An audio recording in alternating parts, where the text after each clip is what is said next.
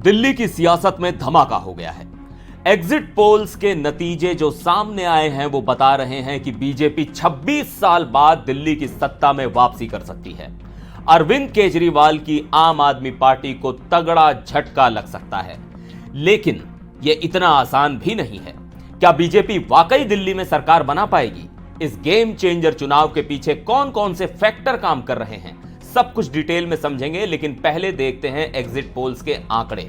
दिल्ली में कुल 70 विधानसभा सीटें हैं और बहुमत का जादुई नंबर है 36। तो रिपब्लिक भारत मैट्रिक्स के मुताबिक आम आदमी पार्टी को 32 से 37 सीटें, बीजेपी को 35 से 40 और कांग्रेस को 0 से 1 सीटें आ सकती हैं। तो वहीं पी मार्क के मुताबिक आम आदमी पार्टी को 21 से 31 सीटें, बीजेपी को 39 से 49 सीटें और कांग्रेस को फिर वही 0 से 1 सीटें। पीपल्स इनसाइट के मुताबिक आम आदमी पार्टी को 25 से 29 सीटें, बीजेपी को 40 से 44 और कांग्रेस को 0 से 2। पीपल्स पल्स के मुताबिक 10 से 19 सीटें आम आदमी पार्टी को मिल सकती हैं, बीजेपी को 51 से 60 सीटें मिल सकती हैं। तो वहीं कांग्रेस का तो खाता ही नहीं खुलेगा। जेवीसी के मुताबिक 22 से 31 सीटें आम आदमी पार्टी को, 39 से 45 सीटें बीजेपी को, तो वहीं कांग्रेस को 0 से 2 सीटें आ सकती हैं। पोल डायरी के मुताबिक 18 से 25 सीटें आम आदमी पार्टी को मिल सकती हैं, 39 से 44 सीटें बीजेपी को मिल सकती हैं, तो वहीं कांग्रेस के खाते में 2 से 3 सीटें आ सकती हैं। चाणक्य स्ट्रेटेजीज की बात करें तो 25 से 28 सीटें आम आदमी पार्टी को मिलने की उम्मीद है। वहीं बीजेपी के खाते में 39 से 44 सीटें आ सकती हैं, तो कांग्रेस को 2 से 3 सीटें मिल सकती हैं। वहीं वी प्रिसाइड के मुताबिक 46 से 52 सीटें आम आदमी पार्टी को मिल सकती हैं और बीजेपी को 18 से 23 और कांग्रेस को 0 से 1। तो ये वी प्रिसाइड का जो एग्जिट पोल है इसके मुताबिक तो आम आदमी पार्टी की सरकार बनती दिख रही है।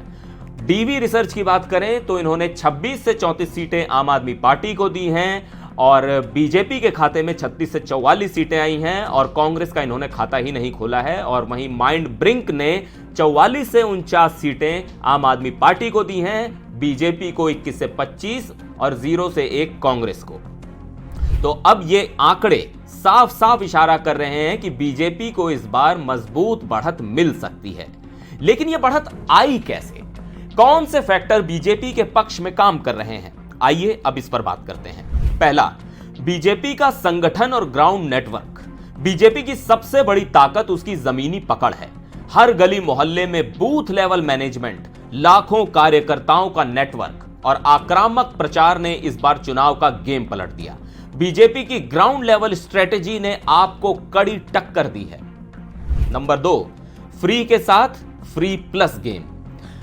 आम आदमी पार्टी की फ्री बिजली पानी और मोहल्ला क्लिनिक पॉलिटिक्स तो चली, लेकिन बीजेपी ने उससे एक कदम आगे जाकर सीधा वेलफेयर स्कीम्स पर फोकस किया। महिला वोटर्स और गरीब तबके को लुभाने के लिए बीजेपी ने फ्री राशन, वित्तीय सहायता और तमाम वादे किए, जिससे आपका ट्रेडिशनल वोट बैंक भी हिलने लगा। नंबर 3, जातीय समीकरण की बाजी।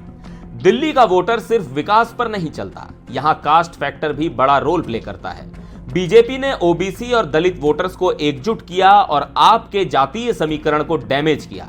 कई रिपोर्ट्स कह रही हैं कि इस बार ओबीसी और एससी वोटर्स का बड़ा हिस्सा बीजेपी के खेमे में जा सकता है। नंबर 4, केजरीवाल सरकार के खिलाफ एंटी इनकम्बेंसी। 10 साल की सरकार के बाद आपके खिलाफ नाराजगी भी बढ़ी है, चाहे वो यमुना की सफाई, सड़कों के हाल जैसे अनफिनिश्ड प्रॉमिसेस हों या सरकारी स्कूलों और अस्पतालों में बढ़ती दिक्कतें। लोग बदलाव चाहते हैं। पहले जहां आपको क्लीन स्वीप मिल जाता था, वहीं इस बार वोटर्स में एक तरह की थकान देखने को मिल रही है। नंबर 5, करप्शन के आरोप बने बड़ी टेंशन। अब आपकी असली टेंशन भ्रष्टाचार के आरोप। शराब नीति घोटाला, मनीष सिसोदिया की गिरफ्तारी, संजय सिंह का जेल जाना, यह सब बीजेपी के लिए एक बड़ा मुद्दा बना। बीजेपी ने लगातार इन घोटालों को जनता के बीच उठाया, जिससे आपका नैरेटिव कमजोर हुआ और वोटर्स में संदेह बढ़ा। अब बात करते हैं कि आम आदमी पार्टी के लिए मुश्किलें क्यों बढ़ गई। तो पहला, पुराने वोटर्स का मोह भंग। आम आदमी पार्टी के पुराने सपोर्टर्स को लगने लगा है कि पार्टी अब वैसी नहीं रही जैसी 2013 में थी। नंबर 2, केजरीवाल का कमजोर डिफेंस। बीजेपी ने हर मोर्चे पर आम आदमी पार्टी को घेरा, लेकिन केजरीवाल का डिफेंस बहुत कमजोर नजर आया। नंबर 3, बीजेपी का आक्रामक कैंपेन। पीएम मोदी, अमित शाह और बीजेपी के तमाम बड़े नेताओं ने लगातार रैलियां की, जिससे पार्टी का माहौल और मजबूत हुआ। अब सवाल यह है कि क्या 8 फरवरी को एग्जिट पोल्स की यह भविष्यवाणी हकीकत में बदलेगी या फिर आप एक बार फिर से सभी अनुमानों को गलत साबित करेगी। याद रखिए, 2015 और 2020 में भी एग्जिट पोल्स ने आपको कम आंक कर गलती की थी। जो भी हो, इस बार दिल्ली की सियासत का नक्शा बदल सकता है। बीजेपी की जीत का मतलब होगा कि 26 साल बाद दिल्ली की राजनीति में कमबैक, और अगर आम आदमी पार्टी फिर से बाजी पलट दे तो यह उनके लिए अब तक की सबसे बड़ी जीत होगी। 8 फरवरी को असली नतीजे आएंगे। तब तक के लिए आप क्या सोचते हैं? क्या बीजेपी वाकई दिल्ली में कमाल करने वाली है या आप एक बार फिर से चौंकाने वाली है? नीचे कमेंट में अपनी राय जरूर दीजिए। फिर मिलेंगे अगले वीडियो में, तब तक के लिए मुझे दीजिए इजाजत। नमस्कार।